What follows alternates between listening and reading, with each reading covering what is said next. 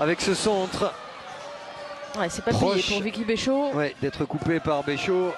Le temps Vandedonck a été justement récompensé. Ce sera peut-être sur un coup suivant du Mornay. La frappe en pivot. Oh, quel but de Melchi du Mornay. Le contrôle était génial. L'enchaînement de très haut niveau. Ça fait 9-0 pour Lyon face à Saint-Etienne.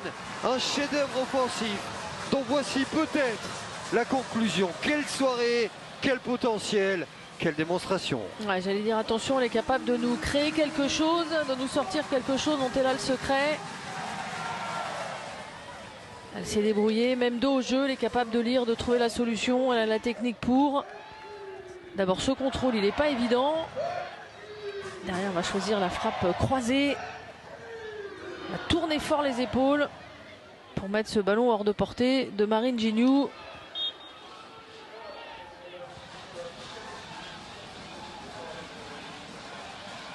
Elle avait déjà mis un drôle de but en Ligue des Champions cette semaine avec un lob quasiment du rond central face à la Roma dans un double. Et c'est ces intentions-là qu'elles doivent garder sur la seconde période parce qu'il y aura des situations à exploiter encore. Et on reverra le but juste lorsque le coup de sifflet sera donné. J'ai pas vu le temps additionnel qui a été annoncé. Je suis même pas sûr qu'il ait été annoncé. Attention, attention parce que c'est peut-être pas fini cette première période avec Traoré, le centre au second poteau. Attention, ça va traîner.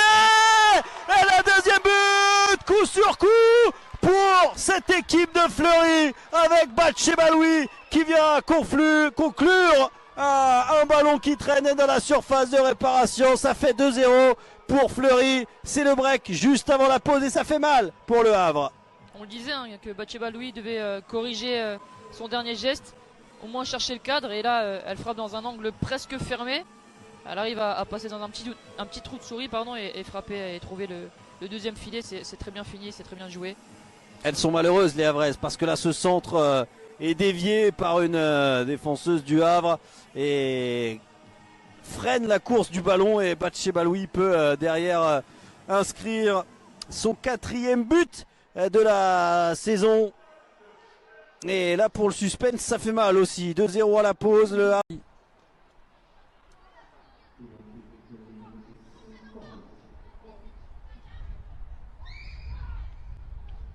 Pour l'instant, attention, elle a perdu ce ballon. Mathilde Cac, ça va peut-être être dangereux pour Batchebaloui qui va profiter de l'offrande. L'international haïtienne qui venait de rentrer et qui fait la différence directement sur cette perte de balle malheureuse de la capitaine de Cac qui avait fait un très bon match jusqu'ici. Et ça coûte cher, 3-0 pour Fleury. Ah, c'est dommage parce que c'est une nouvelle fois un cadeau de la part de Reims. Mathieu Ruffier le disait en début de match, il faut arrêter de faire ces cadeaux-là à l'adversaire.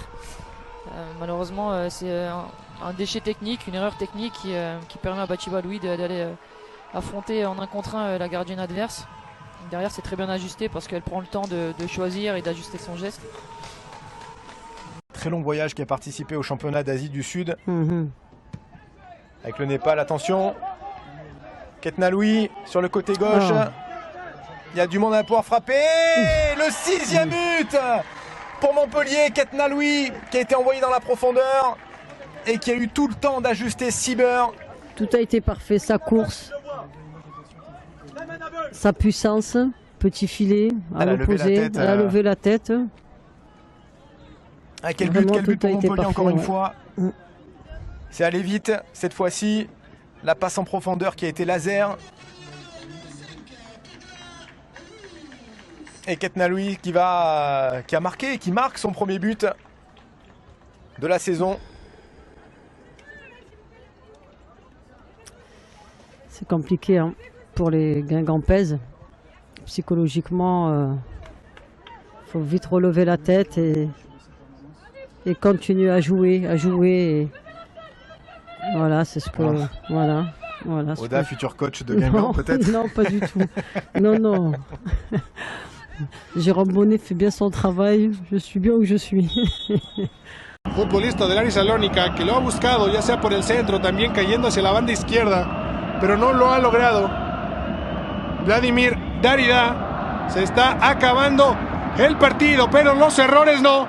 Aquí está Pierrot, a ver si va a impactar. Sigue todavía el haitiano de pierna derecha, le va a pegar nada más a Maga. Ahora sí, Pierrot.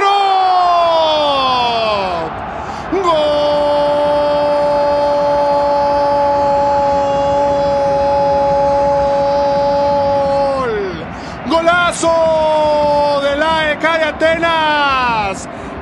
festejan.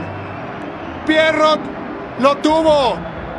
Pierrot buscó por dónde, se abrió el espacio. Y si no pudo la primera, la segunda impactó pegado a la base del poste. Imposible para Julián Cuesta, que recostó. Pero quien se llevó todo fue el atacante, el número 14 del AEK de Atenas. Aquí está la repetición. Él mismo estaba en el lugar y en el momento oportuno para interceptar la pelota. Iban atacando solamente dos, defendían tres. Amagó y entre cuatro piernas sacó el impacto. Nadie pudo detenerlo. Golazo de Pierrot. Y así sonríe la redonda, porque el AEK de Atenas está goleando en casa 4-0 sobre el Aris de Salónica.